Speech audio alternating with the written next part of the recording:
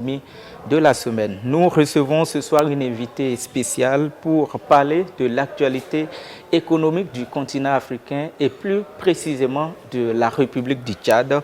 Elle a pour nom Ndolé Nodji Alice Maïbaï. Elle est la secrétaire d'État aux finances et au budget de la République du Tchad. Madame la ministre, bonsoir. C'est un honneur pour moi de vous avoir dans cette émission. Je précise aux téléspectateurs que vous avez été précédemment ministre des Postes, des nouvelles technologies de l'information et de la communication de la République du Tchad. Avec les différentes crises que connaît le continent africain actuellement, comment les pays s'adaptent-ils au nouveau contexte post-Covid avec de nouveaux enjeux de développement? Que faire pour une réelle relance des économies? Nous essayons donc de répondre à ces différentes interrogations avec vous, Madame le ministre. Ce soir, nous mettons un accent particulier sur les efforts que font les autorités tchadiennes avec leur nouvelle stratégie de mobilisation des ressources de financement pour le développement économique de ce pays. Vous êtes à Cotonou actuellement, c'est d'ailleurs l'occasion pour nous de vous recevoir dans le cadre d'une mission qui vous a permis justement de signer un mémorandum d'entente avec le Fonds africain de garantie et de coopération économique. Madame Maïbaï, pourquoi avoir choisi donc de réchauffer, si je peux le dire comme ça, les liens de coopération avec le FAGAS? Bien, c'est vrai que la République du Tchad est membre du FAGAS depuis 2011. En 2020, le premier constat était qu'effectivement, les interventions du FAGAS n'étaient pas assez nombreuses. Et donc, on pouvait de là donc, en tirer la conséquence sur l'impact en termes de performance aussi de l'institution pour ce pays qui contribue et qui remplit donc ses obligations en tant qu'État membre. C'est ainsi qu'une délégation du FAGAS est venue à N'Djamena, qu'il y a eu une espèce de diagnostic qui a été posé et des premières mesures, des premières dispositions dans le cadre d'un mémorandum d'entente qui permettait de relancer la coopération entre le Tchad et le FAGAS. C'est ce qui a été fait. Maintenant, 1 an et demi après, il est temps de revisiter, de réchauffer, comme vous dites, cette coopération à la lumière aussi de l'expérience qui a été faite durant ce temps-là, d'une coopération un peu plus, qui était déjà devenue un peu plus étroite. Et ce mémorandum qui a été donc signé hier, avec des axes un peu plus précis, mais surtout un spectre un peu plus large en termes d'intervention, nous laisse vraiment optimistes quant aux résultats à atteindre. Est-ce a dit qu'il y avait véritablement un besoin en ce qui concerne la garantie, puisque la première activité fondamentale du FAGAS, c'est bien évidemment la garantie? Bien sûr, je pense que le Tchad ne fait pas exception en la matière. Nous savons tous que la question de la garantie, c'est une question qu'on ne peut pas éluder lorsque l'on parle de financement. Et donc la plupart des porteurs de projets, la plupart des promoteurs, lorsqu'ils ont besoin d'un financement, d'un accompagnement bancaire, se heurtent à la question de la garantie, compte tenu aussi de leur propre situation. Donc le FAGAS vient apporter justement ce souffle à l'aboutissement des projets, à la mise en œuvre, à la réalisation des projets des porteurs, des promoteurs qui sont nombreux au Tchad, qui sont riches en matière de création, mais auquel manque ce soutien-là, auquel manque cet élément incontournable. Donc nous ne faisons, comme je le disais, sûrement pas exception, mais le besoin est réel, le besoin est grand, et le besoin, il est assez vertical. Je dis vertical, pourquoi ? Parce que d'habitude, des structures telles que le FAGAS s'adressent à des porteurs de projets à partir d'un certain seuil. Mais aujourd'hui, le FAGAS a compris aussi qu'il y a des plus petits porteurs de projets avec lesquels il faille travailler, qu'il faille prendre en compte. C'est-à-dire les PME, PMI par exemple. Surtout les TPME, TPMI. Surtout parce que dans nos économies, en général, la couche la plus importante, c'est bien la cible la plus importante, c'est bien celle des PME-PMI. Mais il y a une très grande part de nos opérateurs économiques qui sont, pour beaucoup, ou pour l'essentiel d'ailleurs, dans l'informel, et qui sont ces TPME, TPMI, qui sont ces artisans, et qui sont aussi, sans être parfois vraiment structurés, nos producteurs en fait, du monde rural. Ils sont essentiellement dans le secteur primaire aussi. Donc aujourd'hui, ce qui me réconforte aussi dans les travaux que nous avons eus, c'est que cette cible-là a été prise en compte et elle sera, son interlocuteur, du moins son outil privilégié sera assurément le Fonds national de garantie que le FAGAS se propose donc de mettre en place au niveau du Tchad.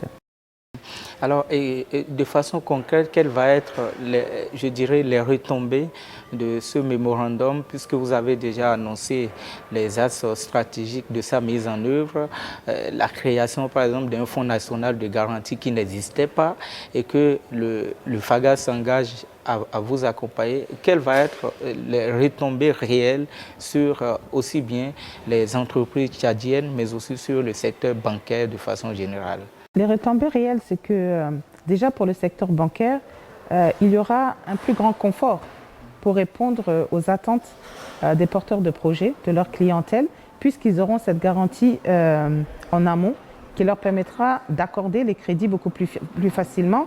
Et donc, immanquablement, nous aurons donc aujourd'hui des projets et un plus grand nombre de projets d'investissement qui verront le jour. Parce que c'est un réel handicap, si ce n'est pas dire un plafond, même que de ne pas avoir un plafond de verre, que de ne pas avoir de garantie. Donc, dans la situation que nous traversons, dans la situation économique, dans la conjoncture même que nous traversons, la question de l'entrepreneuriat est une question fondamentale. Et quand il n'y a pas de garantie pour accompagner ces jeunes entrepreneurs, ces femmes entrepreneurs aussi qui aujourd'hui sont nombreux au Tchad, c'est un réel problème. C'est un réel problème parce que nous avons eu d'ailleurs, par exemple, à tenir cette conférence du plan national de développement donc pour financer justement l'économie. Et nous avions nombre de projets de diverses envergures pour lesquels la question de la garantie réduisait vraiment toutes les perspectives de voir le jour à néant. Et aujourd'hui, justement, nous avons bon espoir de mieux accompagner le secteur privé et aussi de réveiller d'amener plutôt l'informel vers le formel. Grâce justement, aujourd'hui, le FAGAS, en intervenant ici, devient un outil, un instrument de plus pour permettre aussi du passage de l'informel vers le formel. Parce que souvent, ce qui manque, c'est justement un environnement qui soit adapté et qui répondent aussi aux besoins, aux aspirations, aux problématiques de ce secteur-là qui est celui de l'informel. Alors l'Afrique, de façon générale, comme je le disais dans mon introduction, est confrontée au problème de sous-financement de son économie. Vous avez d'ailleurs commencé par évoquer les vraies raisons. Et Madame la secrétaire d'État, est-ce a dit que le problème de garantie qui se pose au Tchad est aussi valable dans d'autres pays africains selon vos constats et vos analyses? Ah, bien sûr, bien sûr. Lorsque nous sommes... nos économies ne sont pas dans leur réalité aussi diamétralement opposées ou loin l'une de l'autre.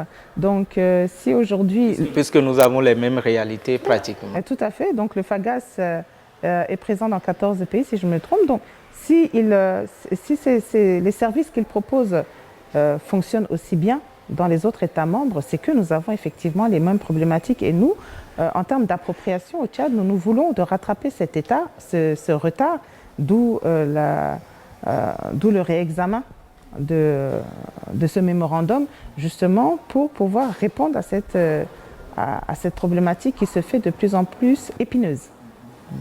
Et ça dit que le FAGAS qui totalise 45 ans de vie, c'est quand même beaucoup, 45 ans dans la vie d'une institution panafricaine. Quand on regarde son bilan, et ça dit qu'il est aussi opportun que les réformes engagées au niveau du FAGAS puissent continuer dans le temps et durer. Ah, tout à fait. Tout à fait. De toute façon, une économie évolue. Un contexte socio-économique et politique est en constante évolution. Et aujourd'hui, le FAGAS développe de plus en plus des services qui tiennent vraiment compte de la situation de ses États membres. Et je pense que la dynamique d'évolution des pays veut que le FAGAS aussi aille dans une logique de remise en question permanente et d'adaptation aussi au contexte socio-économique de ses États membres pour être sûr d'être au rendez-vous des objectifs visés et des résultats attendus.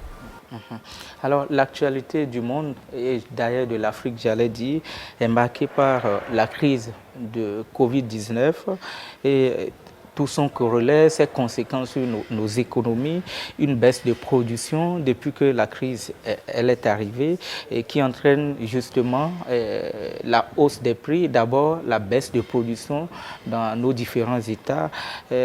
Comment l'économie tchadienne arrive-t-elle aussi à traverser ce moment pratiquement difficile pour tout le continent? Effectivement, la crise du Covid est intervenue au Tchad sur une année qui s'annonçait sous les meilleurs auspices.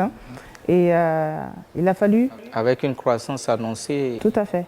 Tout à fait. Qui était finalement déjouée. Malgré tout, quand même, on peut noter que entre 2020 et 2022, le taux de croissance a légèrement en hausse. Il est passé de 3,4% à 4,1% pour 2022. Donc, mais la crise Covid a eu effectivement un impact très négatif sur notre économie.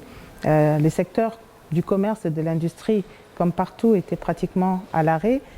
Surtout en particulier des secteurs comme l'hôtellerie qui du fait même de l'ensemble des dispositifs pris sur le plan international, continuent à avoir des difficultés à remonter la pente. Cela dit, c'est vrai qu'au niveau du Tchad, de nombreuses dispositions ont été prises pour essayer d'aider tant le secteur privé que les populations à surmonter la crise. Aujourd'hui, le gouvernement tient toujours compte de ce passé récent, de ce choc récent sur notre économie. Et je vous dirais, par exemple, cette année, sur la loi de finances 2022, pour encourager toujours les entreprises, il a même été inscrit une loi d'amnistie fiscale et financière qui permet donc aux entreprises qui d'elles-mêmes se mettent à jour de bénéficier de cette amnistie. Donc il y a de nombreuses dispositions qui ont été prises, des mesures incitatives aussi, même pour l'entrepreneuriat des jeunes et des femmes avec un fonds pour l'entrepreneuriat des jeunes et des femmes qui a été initié du temps du défunt maréchal du Tchad, paix à son âme, en 2020 et qui aujourd'hui continue à être soutenu par les autorités de la transition avec un encouragement constant, un soutien constant du président du Conseil militaire de transition, le général Mahamat Idriss Déby Itno.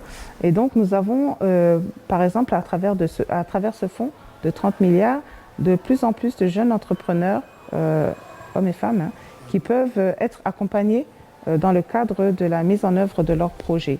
Là encore, toujours par exemple sur ces mesures d'encouragement, un fonds, il a été annoncé lors de la Semaine internationale de la femme qu'un fonds pour soutenir par exemple les femmes rurales verra aussi bientôt le jour. Donc il y a vraiment une prise en compte de la situation difficile et délicate que traverse tant le secteur privé que la population, et des efforts constants sont faits. La question de la cherté de la vie, c'est vrai, ce n'est pas l'apanage du Tchad seul, ce n'est peut-être même pas l'apanage de l'Afrique seule. C'est une question qui revient sur les lèvres de tous les gouvernants aujourd'hui. C'est entre autres la crise Covid et en dehors des mesures ponctuelles qui peuvent être prises, surtout concernant l'accès aux denrées de première nécessité, aux denrées de base, avec des exonérations à l'importation et autres. Il y a une réflexion aujourd'hui qu'il faut pouvoir mener, c'est celui sûrement aussi de mettre à l'ordre du jour la réelle question non seulement de la sécurité alimentaire, mais de l'autonomie aussi de nos États. L'indépendance réelle économique en termes de production de nos États. exactement. Et aujourd'hui, voilà, nous l'avons ressenti de plein fouet. Nous avions commencé à le ressentir durant la crise Covid. Nous nous rendons compte qu'il faut vraiment encourager nos industries, il faut vraiment encourager nos producteurs à ce qu'on ait atteint cette indépendance de manière à ne plus être inquiété au moindre choc à caractère international ou mondial et pouvoir atteindre, en fait, il faut non seulement être indépendant, mais avoir une réelle résilience en la matière. Alors, la question aussi qui vient à l'esprit souvent, on se dit le Tchad qui connaît une transition, je dirais, militaire actuellement et qui devrait être impacté négativement, mais sauf si je me trompe, les résultats que le pays obtient aujourd'hui, on sent quand même une certaine évolution, une résilience face à ces crises. Comment les autorités arrivent-elles à s'adapter aussi dans un contexte difficile comme celui-ci? C'est vrai que le Tchad est en situation de transition depuis avril 2021. La disparition brutale et tragique du maréchal du Tchad nous a tous vraiment pris de court et même pour toute la sous-région, parce que quand on connaît le rôle que jouait le président Idriss Déby pour la lutte contre le terrorisme dans le G5 Sahel et autres, on sent quand même que c'est un homme d'État qui est parti, un panafricain. Je crois que les réactions d'ailleurs sur le plan international et les témoignages qui ont tout de suite émané de l'ensemble des pays, justement, est venu conforter ce que vous dites là. Effectivement, nous avons plus que jamais senti que il était vraiment, comme je disais, il a vraiment marqué son temps, tant sur le plan national qu'international, et avec un charisme et un leadership que tout un chacun lui a reconnu.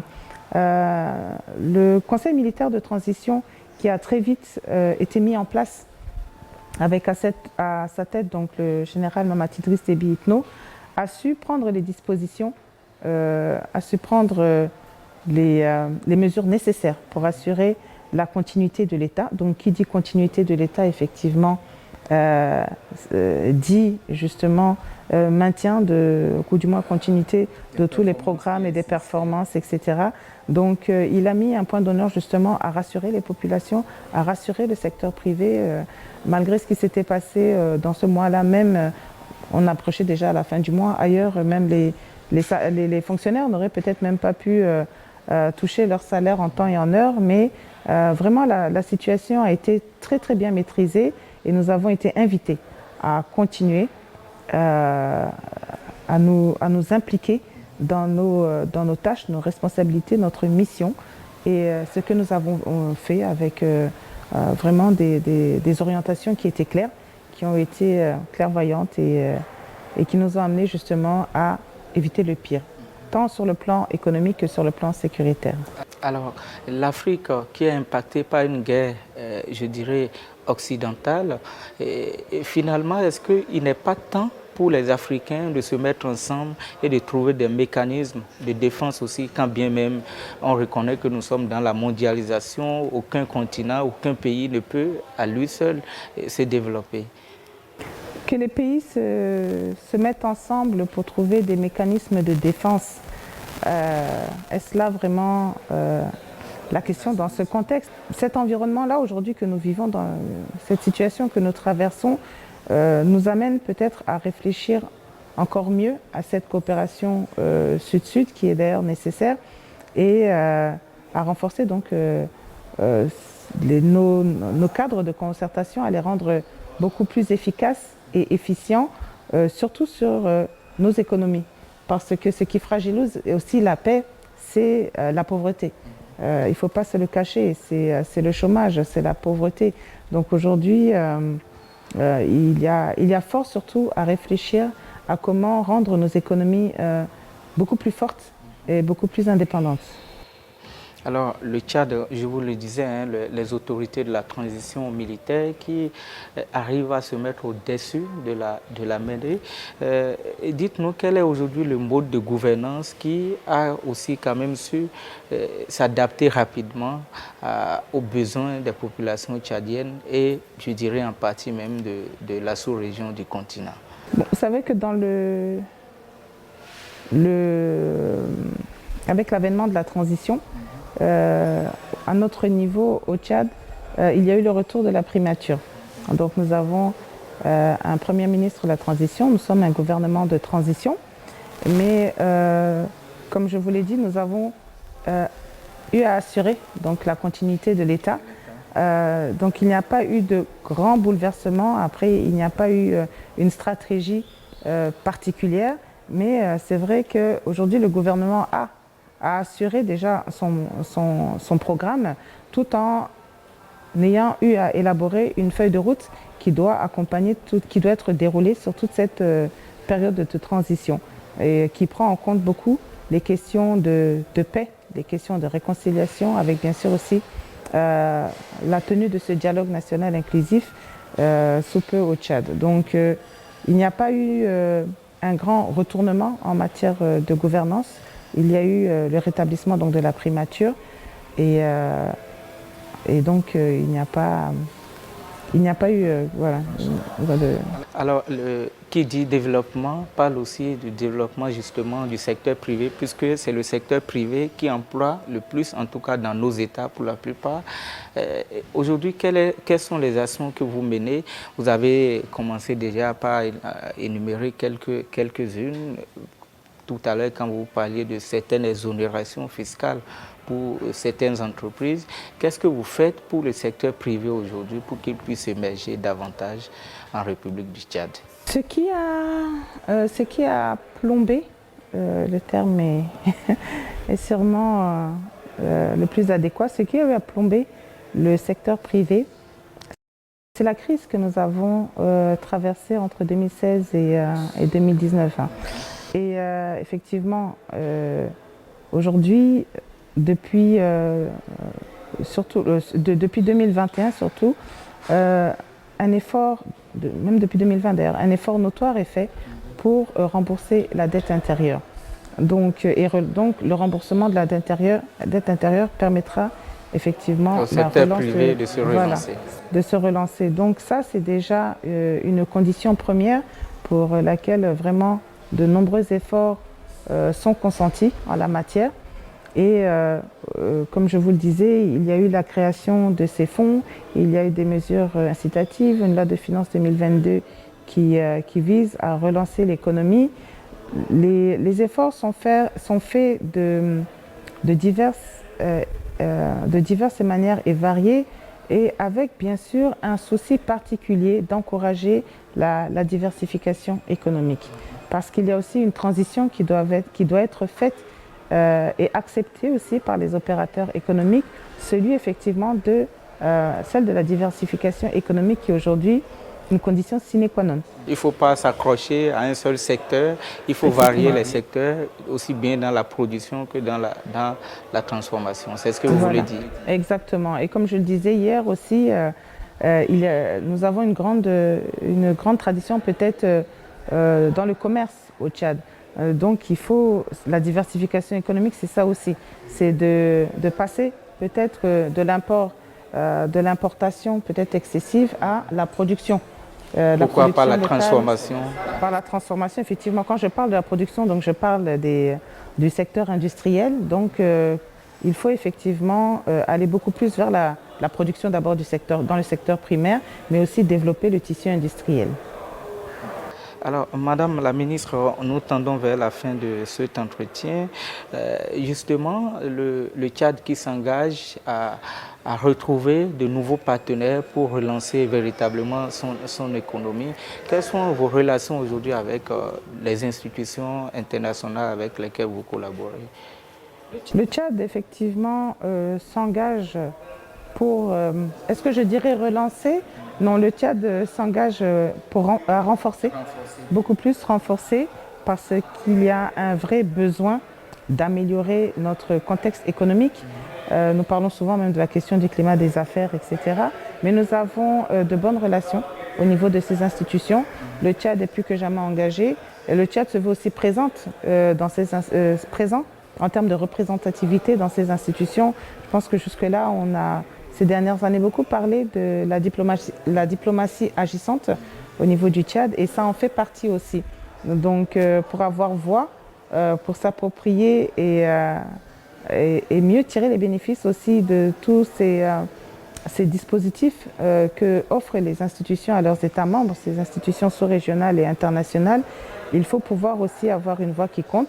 Et donc le Tchad s'efforce à répondre à cet appel-là et à tenir ses engagements pour qu'effectivement on ait un ressenti plus concret en termes de mise en œuvre et d'exécution. Madame la secrétaire d'État aux finances et au budget, je rappelle que vous avez été précédemment ministre des Postes, des nouvelles technologies de l'information et de la communication. Vous appartenez aussi à beaucoup d'organisations internationales qui réunissent les femmes. Pour vous, quel est le symbole que vous avez, quelle est la représentativité que vous avez de la femme dans l'économie? Quel doit être le rôle des femmes dans nos économies aujourd'hui? La femme, dans nos économies, il faut qu'on la prenne à la hauteur de ses contributions connues et les perspectives en matière de contribution. Je veux dire que la femme a toujours été un facteur de développement économique. Certains parlent même de gestionnaire traditionnel dans les familles. Tout à fait. Elle en fait déjà la preuve à ce niveau-là. Aujourd'hui, il faut qu'on arrive à intégrer la femme à tous les niveaux décisionnels de l'économie. D'ailleurs, nous, au Tchad, nous avons donc une loi sur la parité qui fixe un quota de 30%, un quota minimum donc de 30% dans les fonctions nominatives et électives. C'est dire que nous avons compris que la femme, non seulement sur le plan économique, mais sur le plan politique... Je crois que le législateur béninois aussi a emboîté le pas du Tchad avec l'instauration d'une loi pareille qui impose un certain nombre de quotas pour les femmes au Parlement. Tout à fait. Et je pense que c'est tout à fait bienvenu, c'est tout à fait sain comme dispositif. Il faut contraindre les gens et il faut pouvoir avoir un outil pour mesurer effectivement la prise en compte des femmes dans les différentes instances du pays. Donc la femme a toujours contribué au développement économique et est un facteur de stabilisation sociale et aussi de pacification, on va dire, politique parfois dans l'arène politique. Donc il est très important qu'en Afrique, on sache donner la place de la femme, la place qui lui revient telle qu'elle le mérite, tout simplement. Madame la ministre, votre mot de la fin en quelques lignes pour conclure cet entretien.